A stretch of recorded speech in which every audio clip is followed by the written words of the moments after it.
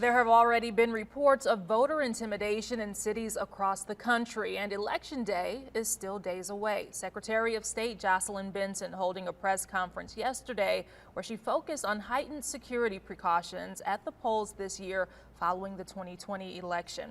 Thanks for joining us at 5:30. I'm Elise Ramey.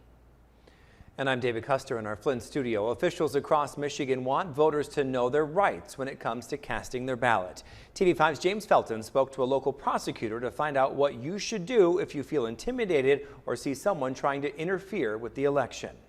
We think it's important that everybody know about their legal rights, that they should be able to go to the polls without any kind of threat or intimidation or interference. Genesee County Prosecutor David Layton is joining prosecutors across the state, along with Michigan Attorney General Dana Nessel, in the effort to make sure voters are aware of their right to cast their ballot freely. Layton tells us he hasn't heard of any threats directed at polling places in Genesee County, but he realizes this election comes at a time when we are deeply divided. Even in a milder climate, we get the call about somebody's crossed the 100-foot line wearing a vote for John Doe type of t-shirt, which you're not supposed to do.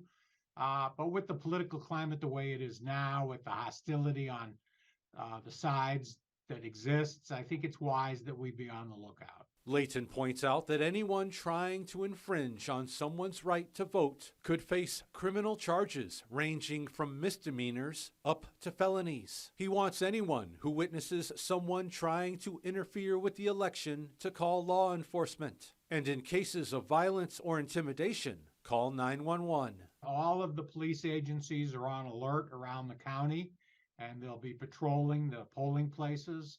And they've been preparing for this for some time.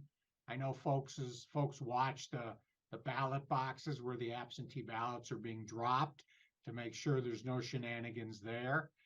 So, I don't anticipate any problems, but we're ready if there are any issues. James Felton, WNEM TV5. And if you're voting absentee and want your vote to be counted since it's so close to the election, the state says to hand deliver your ballot to your clerk's office or your secure local drop box. Don't put it in the mail. Polls will be open for in-person voting on Tuesday beginning at 7 a.m. before ending at 8.